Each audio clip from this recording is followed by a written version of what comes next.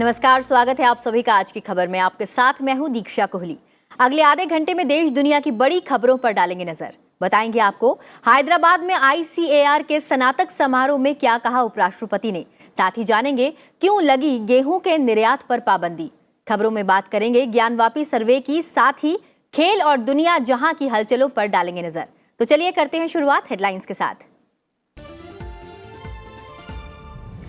गेहूं निर्यात पर केंद्र सरकार ने तत्काल प्रभाव से लगाई रोक। दुनिया में बढ़ती कीमतों के बाद फैसला, पड़ोसी और जरूरतमंद देशों का रखा ख्याल। कृषि अनुसंधान पर उपराष्ट्रपति का जोर। हैदराबाद में ICAR के स्नातक समारोह में संबोधन। कृषि को जलवायु अनुकूल बनाने का आह्वान। कड़ी सुरक्षा के बीच ज्ञानवापी परिसर का सर्वे शुरू। रविवार को भी जारी रहेगा सर्वे का काम। अदालत का 17 मई तक रिपोर्ट पेश करने का निर्देश। मुंडका हादसे की न्यायिक जांच का आदेश। हादसे में 27 की मौत, कई जख्मी, मरने वालों की तादाद बढ़ने की आशंका। मृतकों के परिजनों को मुआवजे का ऐलान।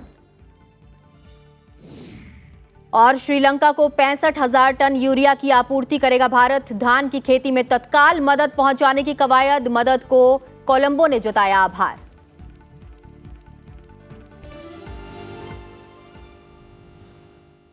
और हेडलाइंस के बाद अब एक नजर उन खबरों पर जो आज सुर्खियों में रही। त्रिपुरा ने बीजेपी ने सरकार में बड़ा बदलाव किया है। माणिक साहा त्रिपुरा के नए मुख्यमंत्री होंगे। उन्होंने बीजेपी विधायक दल का नेता चुन लिया गया है। इससे पहले बिप्लब कुमार देव ने अपना त्यागपत्र राज्यपाल को सौंपा। सरकार आधार कार्ड को मतदाता सूची से जोड़ने पर नियम जल्द ही जारी कर सकती है। मुख्य निर्वाचन आयुक्त सुशील चंद्रा ने कहा कि मतदाताओं के लिए आधार की जानकारियां साझा करना स्वैच्छिक होगा, लेकिन ऐसा नहीं करने वाले लोगों को पर्याप्त वजह बतानी होगी।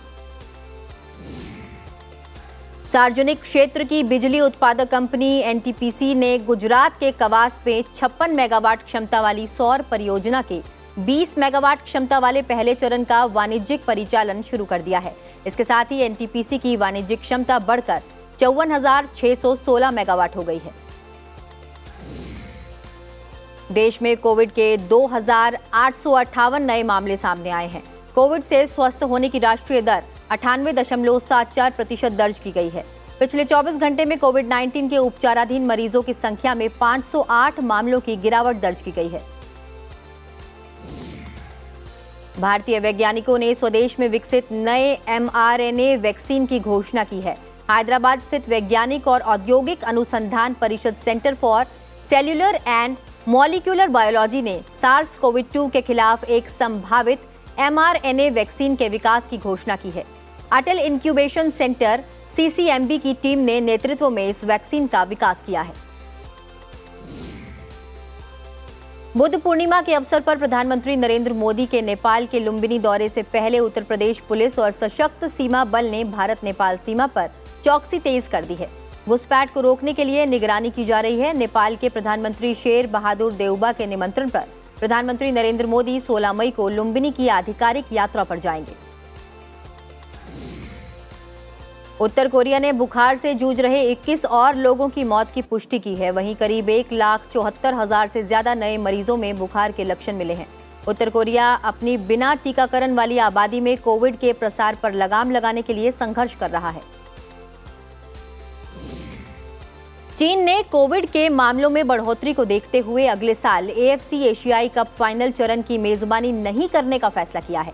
एशियाई फुटबॉल परिसंघ ने कहा है कि चीन के फुटबॉल संघ ने उसे आधिकारिक तौर पर सूचित कर दिया है कि वह अगले साल महाद्वीपीय टूर्नामेंट AFC एशियाई कप 2023 की मेजबानी नहीं कर पाएगा। अकादमी पुरस्कार के 95वें संस्करण का आयोजन 13 मार्च 2023 को लॉस एंजलिस में किया जाएगा। ऑस्कर पुरस्कारों से जुड़े नामांकन 24 जनवरी 2023 को सार्वजनिक किए जाएंगे। ऑस्कर के इतिहास में ये दूसरी बार है जब पुरस्कार समारोह मार्च के महीने में आयोजित किया जाएगा। बैडमिंटन में पुरुषों की भारतीय टीम ने थॉमस कप के फाइनल में प्रवेश कर इतिहास रच दिया है। सेमीफाइनल में भारत ने डेनमार्क को 3-2 से हराकर पहली बार फाइनल में जगह बनाई है। फाइनल में कल भारत और इंडोनेशिया आमने सामने होंगे।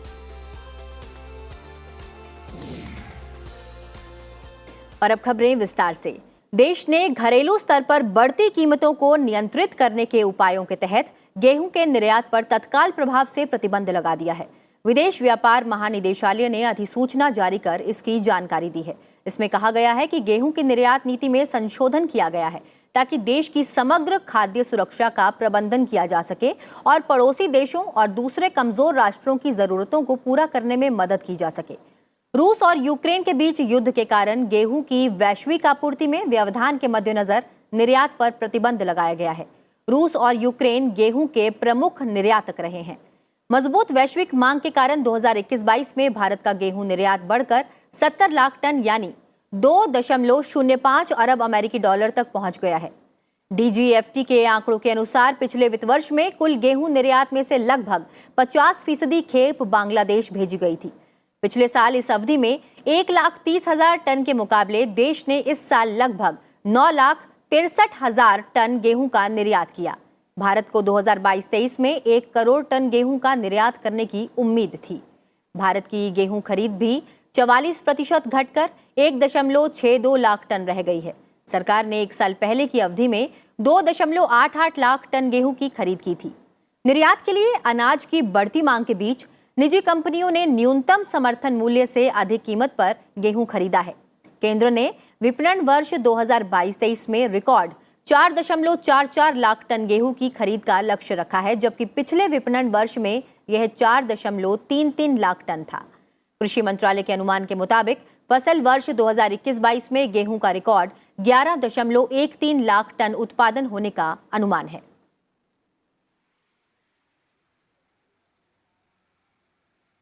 और इस पर अधिक जानकारी के लिए हमारे साथ जुड़े हुए हैं हमारे वरिष्ठ सहयोगी अखिलेश सुमन।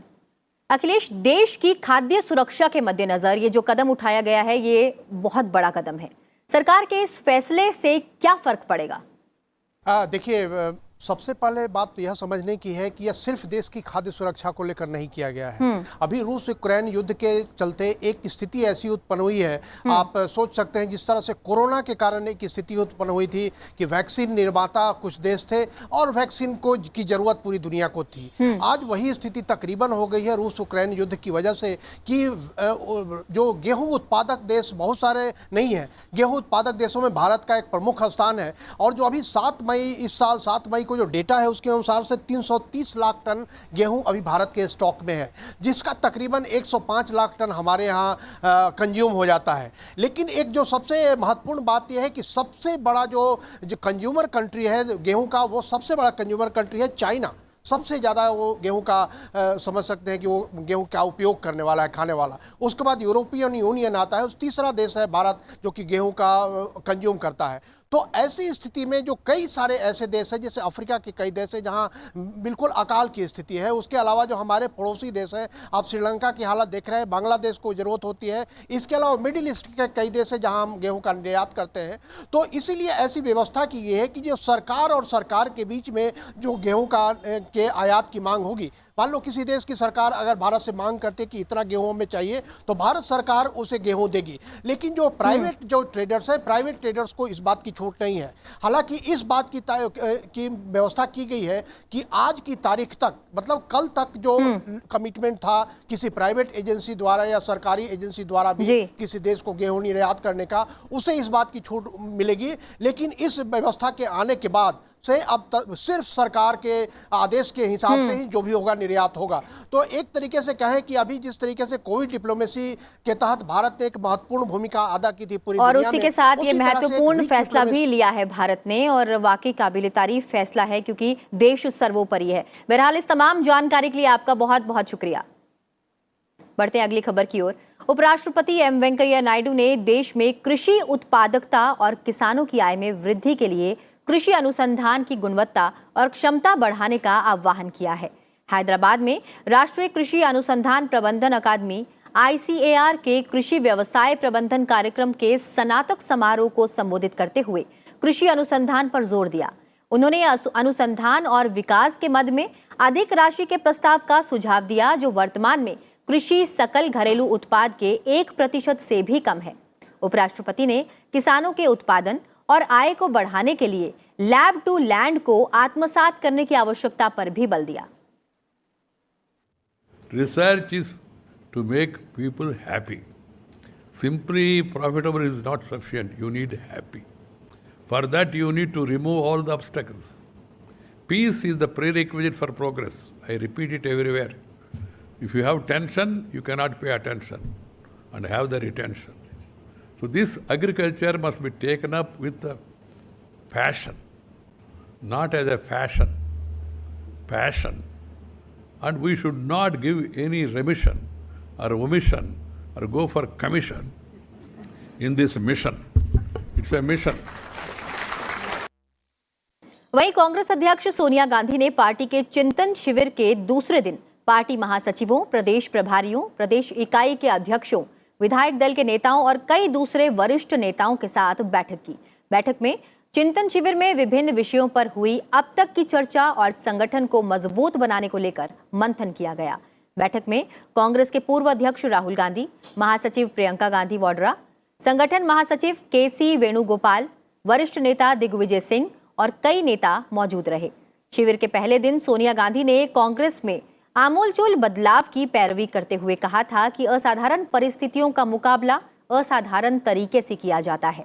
वहीं कांग्रेस के वरिष्ठ नेता पी चिदंबरम ने भारतीय अर्थव्यवस्था की स्थिति पर गंभीर चिंता जताते हुए कहा कि वैश्विक और स्थानीय घटनाक्रमों के मद्देनजर ये जरूरी हो गया है कि उदारीकरण के 30 साल के बाद अब आर्थिक नीतियों को फिर से तय करने पर विचार किया जाए।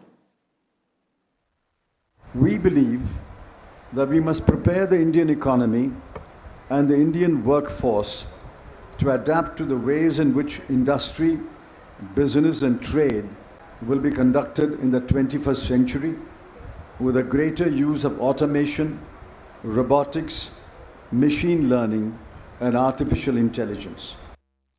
उत्तर प्रदेश के वाराणसी जिले में ज्ञानवापी मस्जिद परिसर का सर्वे वीडियोग्राफी काम कड़ी सुरक्षा व्यवस्था के बीच एक बार फिर शुरू हो गया है। ये रविवार को भी जारी रहेगा। वाराणसी के पुलिस आयुक्त के मुताबिक सर्वे कार्य शांतिपूर्ण तरीके से चला। किसी भी पक्ष ने कोई भी अवरोध उत्पन्न नहीं किया। सब कुछ सामान्य है। प्रशासन सर्वे का काम बारीकी से निगरानी कर रही है।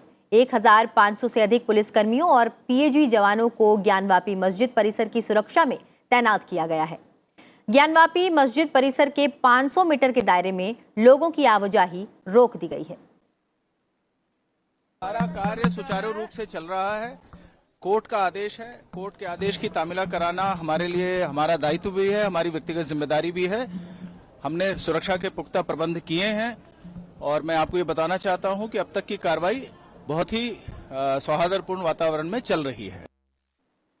वहीं दिल्ली सरकार ने मुंडका आग की घटना की न्यायिक जांच के आदेश दिए हैं। मुख्यमंत्री अरविंद केजरीवाल ने घटनास्थल का दौरा करने के बाद इसकी घोषणा की। उन्होंने कहा कि मृतकों के परिजनों को 10-10 लाख और घायलों को 50-50 हजार रुपए मुआवजा देने का भी ऐलान किया। उन्होंने कहा कि दिल्ली सरकार ने मृतकों की शिनाख्त के लिए जरूरी मदद दी है। अब तक 27 शव बरामद कर लिए गए हैं। फॉरेंसिक टीम डीएनए सैंपल की जांच कर रही है। 28 लोगों के गुमशुदगी की शिकायत भी दर्ज की गई है। राष्ट्रपति, उपराष्ट्रपति, प्रधानमंत्री और गृह मंत्री ने इस दुर्घटना पर गहरा शोक व्यक्त किया है। सूचना तो हमें डिस्ट्रिक्ट एडमिनिस्ट्रेशन के द्वारा ही मिली है कि 29 टोटल मिसिंग है, जिसमें से 27 हम लोगों ने निकाल लिया है। तो जो मिसिंग बॉडी है या जो भी व्यक्ति हैं उनका हम पता कर रहे हैं। जब तक टाइम लगेगा तब तक टाइम लगेगा, लेकिन जब तक पूरा सर्च हो जाता है तब तक हम लोग यहाँ पे काम करते रहेंगे। वहीं मध्य प्रदेश के मुख्यमंत्री शिवराज सिंह चौहान ने गुना में 3 पुलिसकर्मियों की हत्या के मामले में उच्च स्तरीय बैठक की मांग की है। मुख्यमंत्री ने शहीद पुलिसकर्मियों के परिजनों को 1-1 करोड़ रुपए की सहायता राशि और सरकारी नौकरी देने की घोषणा की है। आरोन पुलिस थाना क्षेत्र में बदमाशों को पकड़ने और उसके बाद 3 पुलिसकर्मियों को बदमाशों ने गोली मार दी थी, जिससे उनकी मौत हो गई। इस घटना के बाद ग्वालियर जोन के आईजी अनिल कुमार शर्मा को हटा दिया गया है। घटना की पूरी जांच हो रही है। पुलिस फोर्स है, भेजा गया है। अपराधी किसी भी कीमत पर बचेंगे नहीं। कार्रवाई उदाहरण बनेगी। उनकी शहादत का मैं सम्मान करता हूं। शहीद का दर्जा देके 1-1 करोड़ रुपए की सम्मान निधि उनके परिवार को दी जाएगी। परिवार के एक सदस्य को शासकीय सेवा में लिया जाएगा। हिंदी समाचार बुलेटिन आज की खबर को आप टेलीविजन के अलावा संसद टीवी के सोशल मीडिया प्लेटफॉर्म्स पर भी देख सकते हैं। आपकी जानकारी के लिए बता दें कि ये बुलेटिन संसद टीवी के यूट्यूब और फेसबुक पर भी उपलब्ध है। साथ ही संसद टीवी कू ऐप, ट्विटर और इंस्टाग्राम पर भी उपलब्ध है। आप संसद टीवी की आईडी को फॉलो कर सकते हैं और आप उस पर अपने सुझाव भी दे सकते हैं। और फिलहाल वक्त हो चला एक छोटे से ब्रेक का। ब्रेक के बाद खबरें राज्यवार और साथ ही अंतर्राष्ट्रीय खबरों से भी आपको कराएंगे रूबरू। आप बने रहिए हमारे साथ।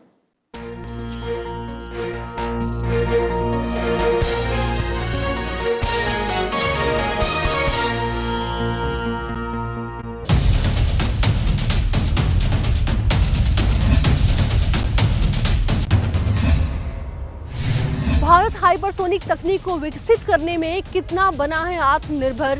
हाइपरसोनिक इज 5 गुना ज़्यादा ध्वनि का गति वायु में। That is it is approximately 1.6 kilometres पर सेकेंड। हमारे पास हाइपरसोनिक वेपन 3 या 4 साल में होगा हमारे फोर्सेस के पास। देखिए संसद टीवी का खास कार्यक्रम स्पेशल रिपोर्ट रविवार शाम 7 बजे।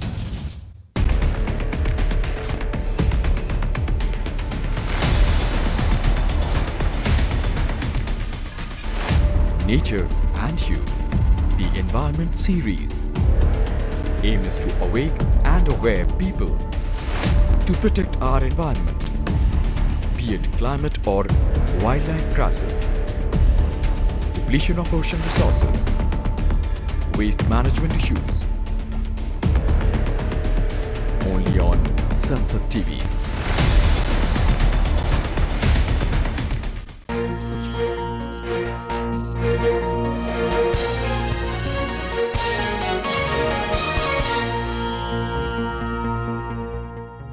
ब्रेक के बाद एक बार फिर स्वागत है आप सभी का आज की खबर में। बढ़ते हैं आगे और बात करते हैं राज्यों से जुड़ी हुई खबरों की।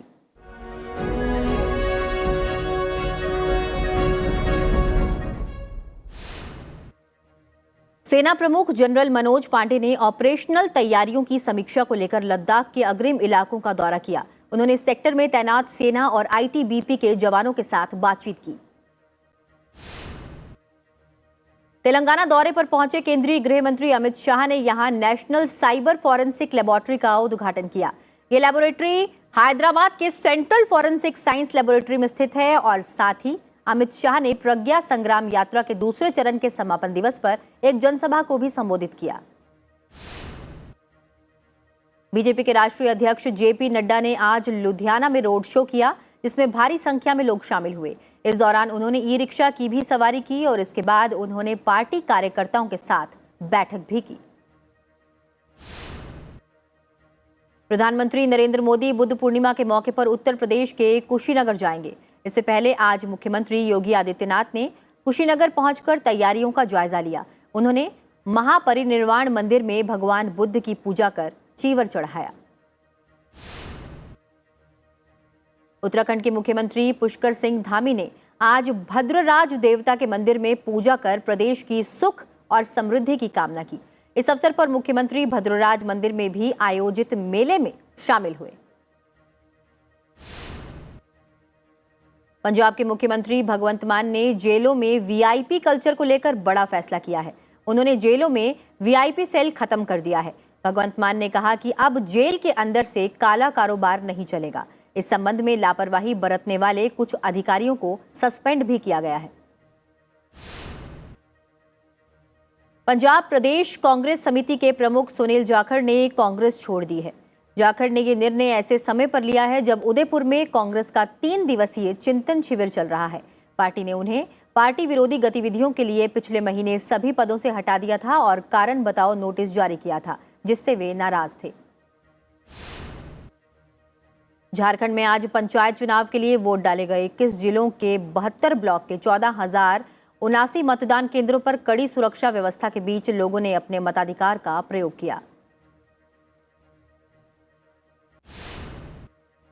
जम्मू कश्मीर के एसआईए ने आतंकवाद के वित्त पोषण से जुड़े मामले में भद्रवाह में एपीएचसी पाकिस्तान के अध्यक्ष के पैतृक आवास समेत 12 ठिकानों पर छापेमारी की।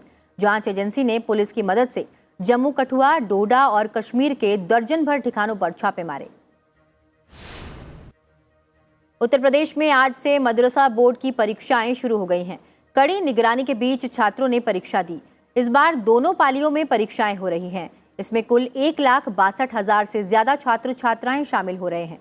परीक्षाएं 23 मई तक चलेंगी। ओडिशा के भुवनेश्वर में दिव्यांग गार्डन बनाया गया है। इस सेंसर पार्क में दिव्यांगों के हिसाब से सुविधाएं मुहैया कराई गई हैं। आसानी से घूमने के लिए जहां टिकटॉक टाइल्स लगाई गई हैं, साथ ही ब्रेल लिपि में जानकारियां भी मुहैया कराई गई हैं। गुजरात के कई जिलों में पारा 42 डिग्री के पार पहुंच गया है। ऐसे में जानवरों को गर्मी से बचाने के लिए विशेष व्यवस्थाएं की गई हैं। अहमदाबाद के चिड़ियाघर में जानवरों के लिए कूलर का इस्तेमाल भी किया जा रहा है।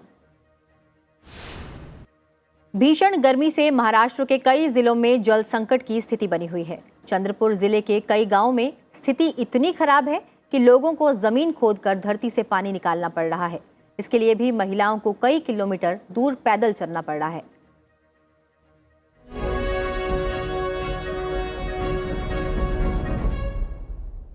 और अब नजर डालते हैं कुछ और अहम खबरों पर। राष्ट्रपति रामनाथ कोविंद जमैका और सेंट विसेंट और ग्रेनेडिसन की यात्रा पर रवाना हो गए हैं। ये किसी भी भारतीय राष्ट्राध्यक्ष की इन दो कैरेबियाई देशों की पहली यात्रा है। राष्ट्रपति 18 मई तक जमैका में रहेंगे। वो जमैका के governor general sir Patrick Allen के साथ प्रतिनिधिमंडल स्तर की वार्ता करेंगे। रामनाथ कोविंद जमैका के प्रधानमंत्री एंड्रियो होल्नेस और दूसरे गणमान्य व्यक्तियों से भी मुलाकात करेंगे। राष्ट्रपति कोविंद जमैका की संसद के दोनों सदनों की संयुक्त बैठक को भी संबोधित करेंगे। राष्ट्रपति 18 मई से 21 मई तक सेंट विंसेंट और ग्रेनाडाइंस की यात्रा भी करेंगे। इस दौरान वो सेंट विंसेंट और ग्रेनाडाइंस के गवर्नर जनरल सूसन डॉगन के साथ बातचीत करेंगे। राष्ट्रपति सेंट विंसेंट और ग्रेनाडाइंस के प्रधानमंत्री डॉक्टर रॉल्फ गोजाल्विन्स समेत दूसरे गणमान्य व्यक्तियों से भी मुलाकात करेंगे। वो सेंट विंसेंट और ग्रेनाडाइंस की विधानसभा को संबोधित भी करेंगे। वहीं मौसम विभाग ने दिल्ली के लिए ऑरेंज अलर्ट जारी करते हुए पारा 46 डिग्री सेल्सियस के आसपास पहुंचने की चेतावनी दी है। अगले 2 दिन लू चलने और भीषण गर्मी पड़ने का अनुमान है। वहीं दिल्ली में आज अधिकतम तापमान 44 डिग्री के करीब दर्ज किया गया। हालांकि अगले सप्ताह आसमान में बादल छाए रहने और बारिश के साथ भीषण गर्मी से कुछ राहत मिल सकती है। अगले 2 दिन के लिए यानी आज और कल ऐसे ही heat wave to severe heat wave conditions north west India का जो प्लेन एरिया है और west central India, special states like Rajasthan, Punjab, Haryana, Delhi, Uttar Pradesh and Madhya Pradesh, इस सभी इलाका में, इसके साथ साथ जो विदर्भ एरिया है महाराष्ट्र के, वहाँ हीट वेव कंडीशंस रहेगा। और राजस्थान, मध्य प्रदेश, वेस्ट यूपी और हरियाणा में सीवियर हीट वेव कंडीशंस रहने का उम्मीद है। इसलिए हम लोग ऑरेंज और रेड कलर वार्निंग आज जारी किए हैं। वहीं पूर्वोत्तर राज्यों में भारी बारिश लगातार जारी है। असम में गुरुवार से ही बारिश की वजह से कई इलाके जलमग्न हो गए। मौसम विभाग ने 15 तारीख तक असम के कई हिस्सों में भारी बारिश की संभावना जताई है। और अब खबरें अंतर्राष्ट्रीय जगत से।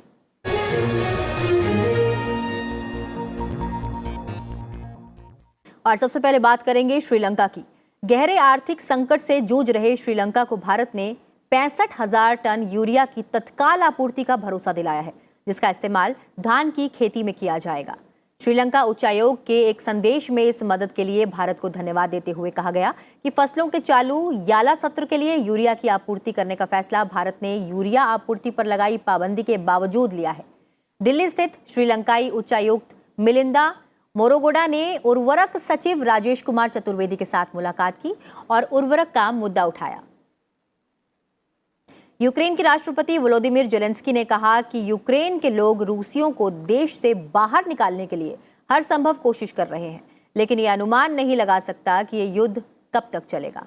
राष्ट्रपति जेलेंस्की ने राष्ट्र के नाम अपने संबोधन में कहा कि ये दुर्भाग्य से न केवल हमारे लोगों पर निर्भर करेगा जो पहले से ही अपना अधिकतम दे रहे हैं, बल्कि ये हमारे भागीदारों पर, यूरोपीय देशों पर, पूर्वी स्वतंत्र दुनिया पर निर्भर करेगा।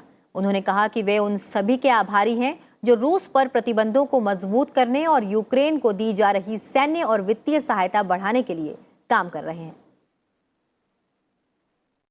विकसित अर्थव्यवस्था वाले 7 देशों के समूह ने आगाह किया है कि यूक्रेन में युद्ध वैश्विक खाद्य और ऊर्जा संकट को भड़का रहा है, जिससे गरीब देशों को बेहद खतरा है। G7 ने कहा कि यूक्रेन से अनाज के भंडार के लिए अवरोध को हटाने के लिए तत्काल उपायों की आवश्यकता है, जिसके मार्ग में रूस अड़चनें पैदा कर रहा है। जर्मनी के बाल्टिक सागर तट पर स्थित वेसेनहास में 3 दिवसीय बैठक के अंत में जारी एक बयान में G7 ने सबसे कमजोर लोगों को और मानवीय सहायता प्रदान करने का संकल्प लिया। और बुलेटिन में फिलहाल इतना ही। चलते चलते आपको छोड़ जाते हैं समुद्र के अंदर की दुर्लभ तस्वीरों के साथ। फिलहाल आप मुझे दीजिए इजाजत और बने रहिए सनसेट टीवी के साथ। नमस्कार।